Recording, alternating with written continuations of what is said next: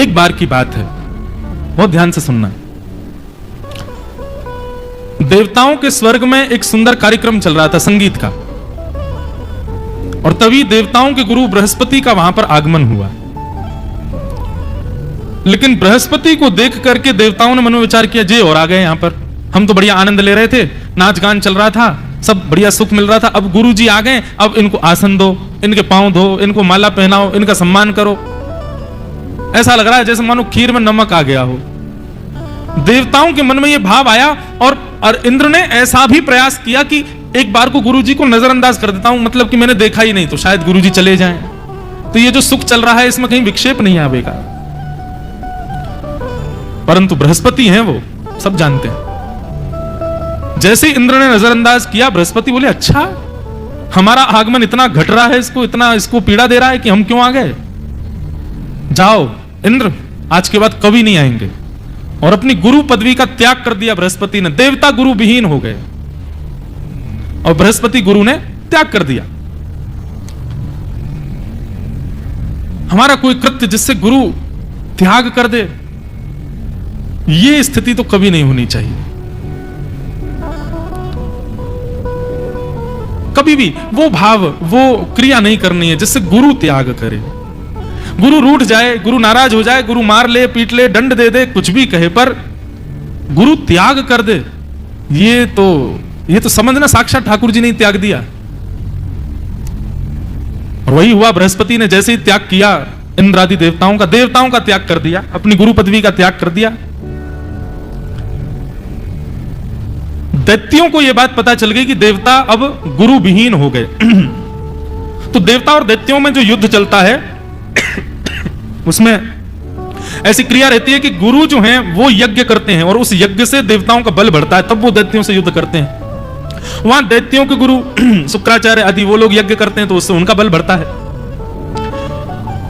लेकिन अब दैत्य तो पूर्ण रूपेण गुरु विहीन हो गए हैं, देवता तो दैत्यों ने विचार किया, अब इनके गुरु तो है नहीं, युद्ध छेड़ दो, और इससे यही होगा कि देवता जो हैं वो हार जाएंगे।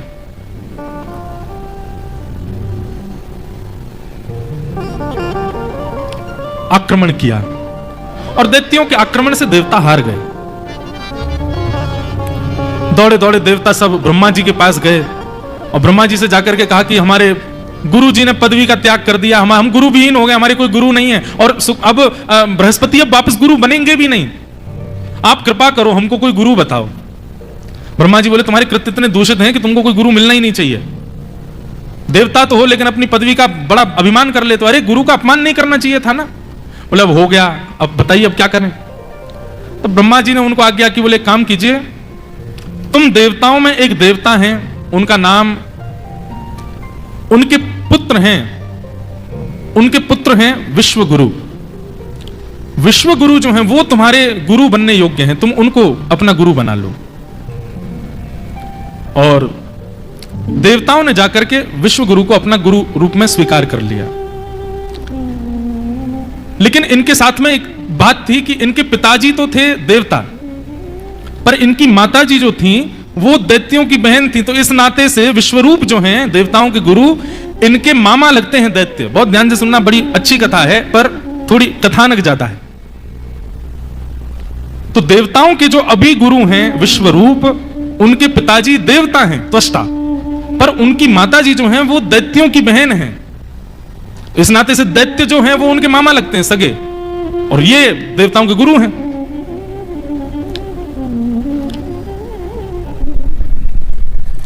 विश्वरूप देवताओं के नाम से यज्ञ करने लगे, देवताओं ने इनको गुरु अभिषिक्त करके गुरु पदवी पर बैठा दिया। अब विश्वरूप इतने तेजस्वी थे, बृहस्पति के समान ही थे वो, उनका यज्ञ करना प्रारंभ हुआ, देवताओं का पुनः बल बढ़ने लगा, और उन्होंने फिर से स्वर्ग पर अपना आधिपत्य जमा लिया। एक दिन दैत्यों ने मन में विचार किया, बोले कि कुछ भी हो, ये देवताओं का गुरु हमारा भांजा लगता है, मामा के प्रति भांजा का एक अलग स्नेह होता है, चलें थोड़ी बात तो करके आए। और एक दिन अवकाश पाकर के सारे दैत्य पहुंच गए विश्वरूप के पास, और विश्वरूप से जाकर के बोले, ए भाई तुम हमारे भांजे हो। बोले जी मामा जी। ठीक है, तुम हमारे शत्रुओं के गुरु बन गए हो, उनका बल बढ़ा रहे हो, लेकिन थोड़ी दया अपने मामा के ऊपर भी रखा करो। अब तुम देखो, तुम जिनका बल बढ़ाते हो वो आक्रमण तुम्हारे मामा पे ही करते हैं, तुमको ये सहन होता है? कल को तुम्हारी माताजी के भैया मर जाएं, बुरा नहीं लगेगा? विश्वरूप थोड़े भावुक हो गए, बोले अरे नहीं मामा जी, आप लोग तो सब मेरे बड़े प्रिय हैं। बोले लेकिन हमारी मृत्यु के लिए तो तुम ही यज्ञ करते हो ना, देवताओं का बल बढ़ाते हो। बोले वो उसका मैं क्या करूं, मैं उनका गुरु हूं। बोले अच्छी बात है, अपनी गुरु पदवी का ध्यान रखो, लेकिन थोड़ा सा हमारी तरफ भी ना करुणा रखा करो। विश्वरूप भावुक हो गए और भाव में आकर के बोले ठीक है मामा जी, मैं ध्यान रखूंगा। विश्वरूप ने ही एक सुंदर कवच प्रदान किया देवताओं को, जिसका नाम है नारायण कवच। मैं वैसे प्रार्थना तो करता हूं कि समस्त वैष्णवों को नारायण कवच कंठस्थ होना चाहिए। हमारे पूज्य नाना जी कहते थे, नारायण कवच याते लाला, हमारो ये लोभ नहीं है कि ठाकुर जी हमारी रक्षा करें। कवच का कारण होता है रक्षा, रक्षक बन जाते हैं ठाकुर जी। रक्षा के भाव से ही सही ठाकुर जी संग रहेंगे। नारायण कवच बहुत सुंदर है। महाराज जी, मेरे पूजा क्रम में, सेवा क्रम में मैं ज्यादा पाठ नहीं करता। ठाकुर जी की सेवा और नारायण कवच, ये एक ही पाठ होता है मेरा, बस नारायण कवच। इसके अतिरिक्त ज्यादा पाठ नहीं करता, सेवा बस ठाकुर जी की। और कभी पाठ करना हो तो भागवत जी के श्लोकों का ही कर लें, लेकिन नारायण कवच तो नित्य रोज होगा। रोज गोदावरी जी में भी जितनी बार स्नान होगा उतनी बार कंठ भर गोदावरी जी में खड़े होकर नारायण कवच। बहुत सुंदर है और इतना इसका साक्षात अनुभव किया है। कितनी विषम परिस्थितियों में, कैसी स्थितियों में लगता है ऐसा कि ठाकुर जी संगी खड़े हैं बिल्कुल, और बुद्धि विवेक देकर के कह रहे हैं कि ऐसा करो, निकलो यहां से। नारायण कवच दत्त भगवान कृपा करेंगे। मेरी तो बहुत दिनों से मैंने कह रखा है कि मुझे नारायण कवच गा करके मैं डलवा दूं, ताकि सब इसको सुन सुन के याद कर लें और कंठस्थ कर लें। नारायण कवच लाभकारी कब होता है? जब वो आपके कंठ में स्थित हो, आपको याद हो। आपके नाम से कोई नारायण कवच कर दे या कोई बोल दे, आप पाठ करवा दो, उससे उतना लाभ नहीं। नारायण कवच का सबसे ज्यादा लाभ तब जब वो आपके कंठ में विद्यमान हो। इतने सुंदर भाव है महाराज जी। जब जल में जाओ तो जलेषु माम रक्षतु मत्समूर्ति, यादो गणेभ्यो वरुणस्य पासात्, स्थलेषु माया वटु मामनो व्यात्र विक्रम खेवतु विश्वरूप। जब मैं जल में जाऊं तो हे नाथ मेरी मत्स्य बन करके रक्षा करना, जब मैं वन में जाऊं तो आप राम रूप धारण करके मेरे साथ रहना, आदि आदि। इसमें इतने सुंदर भाव हैं नारायण कवच में। तो नारायण कवच प्रदान किया विश्वरूप ने देवताओं को, और देवता इस नारायण कवच के प्रभाव से अब प्रसन्नता से विचरण करते हैं, कोई दिक्कत नहीं है उन लोगों को। लेकिन विश्वरूप एक दिन अपने मामा के लोभ में आकर के उन्होंने गलती कर दी, और वे यज्ञ में बैठ करके देवताओं का तो बल बढ़ा ही रहे थे, लेकिन देवताओं के साथ साथ दैत्यों का भी बल बढ़ाने का कार्य कर, उनके नाम की आहुति भी दे रहे थे। और संभवतः उसी दिन इंद्र के मन में इच्छा प्रकट हुई कि मैं अपने गुरुदेव को प्रणाम करने जाऊं। और जैसे ही इंद्र प्रणाम करने के लिए प्रकट हुआ तो उसने देखा कि विश्वरूप गुरुजी यज्ञ कर रहे हैं, और हवन में इंद्र का, सूर्य का, अग्नि का, चंद्रमा का, देवताओं का बल बढ़ाने के लिए आहुति डाल रहे हैं। लेकिन ये क्या, देवताओं की आहुति डालते डालते बीच में धीरे से बोल देते हैं, दैत्यों की भी आहुति डाल देते हैं, उनका भी बल बढ़ा रहे हैं। इंद्र समझ गया, बोले कि इनके मामा लगते हैं ना सारे दैत्य, इसलिए ये कर रहे हैं। लेकिन इंद्र की गलती है कि उस समय अपने क्रोध को वश नहीं किया और तलवार निकाल करके सीधा प्रहार किया, गुरु का सर धड़ से अलग कर दिया, मार दिए जान से।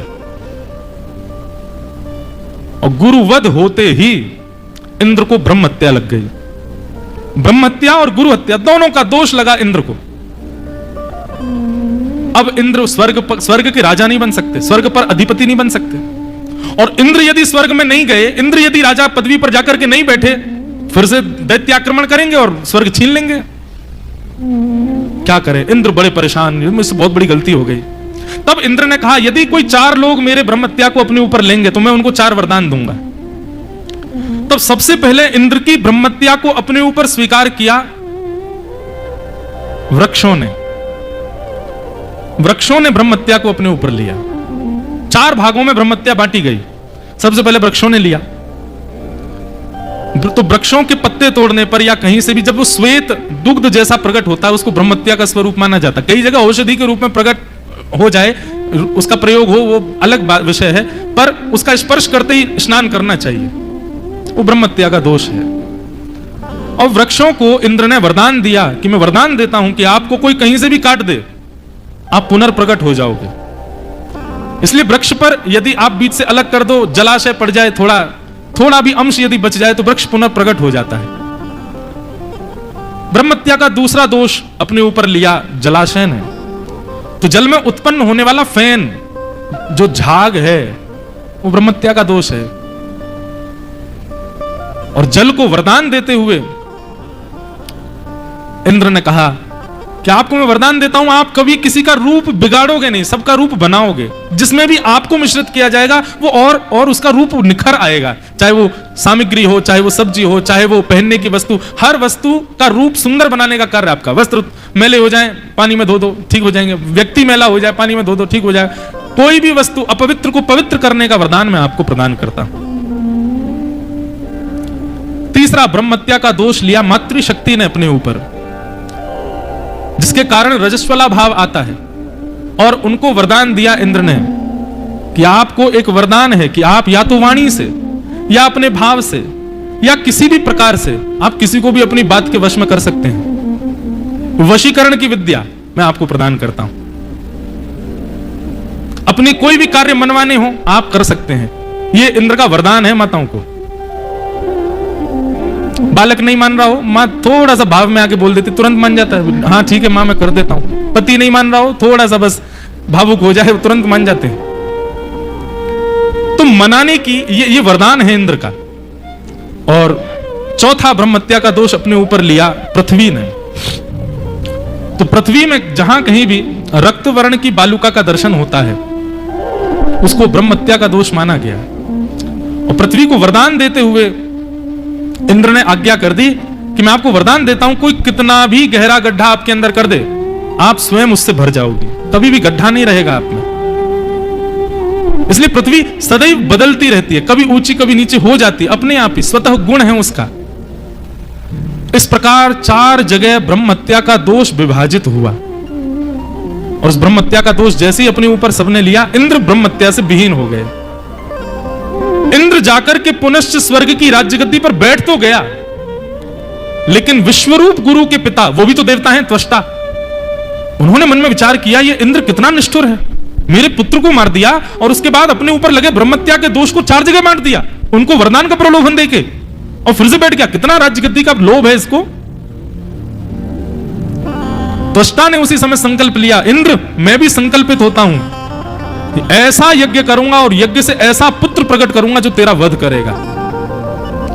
और त्वष्टा ने जाकर के यज्ञ किया। बस यज्ञ में जिस मंत्र का उच्चारण करना था, उस मंत्र का भाव यह था कि इंद्र का शत्रु प्रकट हो, इंद्र को मारने वाला हो, परंतु उसमें कुछ अनश्वार या फिर किसी मात्रा की कमी होने के कारण इंद्र का शत्रु पुत्र तो उत्पन्न हुआ, पर इंद्र से मरने वाला हुआ, इंद्र को मारने वाला नहीं हुआ। इंद्र से मरने वाला पुत्र उत्पन्न हुआ, उसी का नाम है वृत्रासुर। वृत्रासुर प्रकट हो गया। वृत्रासुर ने जाकर के देवताओं पर आक्रमण कर दिया। इतना विशाल विकराल स्वरूप उसका था, देवता डर के मारे भागने लगे। देवता व्याकुल हो गए, कहां जाएं, कैसे बचाएं स्वयं को। ब्रह्मा जी के पास गए। ब्रह्मा जी ने कहा कि भाई देखो, अगर तुमको वृत्रासुर से युद्ध करना है तो वृत्रासुर को मारने के लिए तुमको अस्त्र बनाना पड़ेगा, और उस अस्त्र के लिए तुमको एक ऋषि की अस्थियां मांगनी पड़ेंगी, हड्डियां। तब सारे देवता ऋषि के पास गए और उनसे जाकर के प्रार्थना की कि महाराज आप अपनी अस्थियां प्रदान करो। तब उनकी अस्थियों से वज्र बनाए देवताओं ने वृत्रासुर से युद्ध करने के लिए। अब वृत्रासुर और देवता युद्ध के संग्राम युद्ध मैदान में खड़े हैं युद्ध करने के लिए। यहां पर वृत्रासुर अपनी दैत्यों की सेना के साथ खड़ा है और सामने हाथ में वज्र लेकर के समस्त देवता खड़े हैं। वज्रों को देखकर के वृत्रासुर कहता है कि मैं जानता हूं कि मेरी मृत्यु निश्चित है, मैं जानता हूं इंद्र तुम मुझे मार दोगे, पर मैं फिर भी युद्ध करूंगा तुम्हारे साथ। क्यों? क्योंकि तुम महाअपवित्र हो, तुमको ब्रह्म हत्या भी लगी है, तुमको गुरु हत्या भी लगी है, मेरे भाई को तुमने मार दिया, मैं तुमसे युद्ध तो करूंगा, भले ही तुम मुझे मार दो, तुम मार दोगे क्योंकि नारायण कवच है तुम्हारे पास, लेकिन मैं युद्ध से पहले ठाकुर जी से कुछ विनती करना चाहता हूं, भगवान की स्तुति गाना चाहता हूं। और यहां पर वृत्रासुर ने भगवान की स्तुति गाई है। पूरी कथा सुनाई वृत्रासुर के प्रादुर्भाव की, परंतु अब भाव पूर्णतः परिवर्तित कर लीजिए। ये परम भागवत है वृत्रासुर। श्रीमद् वल्लभाचार्य जी महाराज कहते हैं, जिसको अपने जीवन में ठाकुर जी की प्राप्ति करनी हो, वृत्रासुर के इन 4 श्लोकों को कंठस्थ याद करके नित्य पाठ करना प्रारंभ कर दे, और केवल पाठ ही ना करे, वृत्रासुर जो भाव यहां कह रहा है उसको जीवन में उतारे। बीच युद्ध मैदान में खड़ा है वृत्रासुर, जिस युद्ध मैदान में अपने शत्रु के भय से कोई व्यक्ति बोल नहीं पाता, वहां पर वृत्रासुर भगवान का स्मरण कर रहा है और वृत्रासुर स्तुति गाता है। ये 4 श्लोक हैं, बहुत ध्यान से सुनिएगा। सबसे पहले, वैसे तो वृत्रासुर ने करीब 15-16 श्लोकों में स्तुति गाई है, पर वैष्णवों ने, आचार्यों ने इसके द्वारा गाए गए अंतिम श्लोकों को, 4 श्लोकों को प्रधान बताया। बहुत ध्यान से सुनना। वृत्रासुर कह रहे हैं, अहम हरे तब पादैकमूल दासानुदासो भवतास्म भूयः मनस्मरेता सुपतेर्गुणांस्ते गृणीतवा कर्म करोतु काय। वृत्रासुर कह रहे हैं, नाथ अहम हरे तब पादैकमूल, नाथ मुझ पर एक अनुग्रह कर दीजिए। भगवान बोले, क्या अनुग्रह करूं? बोले, आपके चरणों के मूल में जो आपके दास बैठे हैं, उन दासों के चरणों में जो उनके दास बैठे हैं, उनके दासों के चरणों में जो उनके दास बैठे हैं, ऐसे आपके दासों के दासों के दासों के चरणों का मैं दास बन जाऊं, ये कृपा मुझ पर कर दो। बंधुओं, इसको कहते हैं प्रपन्नता। वृत्रासुर सीधे ठाकुर जी के चरणारविंद नहीं मांग रहा है। वृत्रासुर कह रहा है, नाथ मुझे वियोगात्मिका भक्ति चाहिए, मैं प्रत्यक्ष आपके चरणों में रहूंगा तो आपका संयोग हो जाएगा, और संयोग होगा तो आपके विरह में मैं विकल नहीं हो पाऊंगा, मैं विलाप नहीं कर पाऊंगा। इसलिए नाथ मुझे आप नहीं चाहिए, आपके चरणों के जो दास हैं, उन दासों के चरणों के जो दास हैं, उनके दासों का मुझको दास बनाइए, इतनी दूरी रखिए मुझसे। अद्भुत है वृत्रासुर की स्तुति। दासानुदासो भवतास्म भूयः, मुझे आपके चरण नहीं चाहिए भगवान, आपके दासों के दासों का दास मुझको बना दो।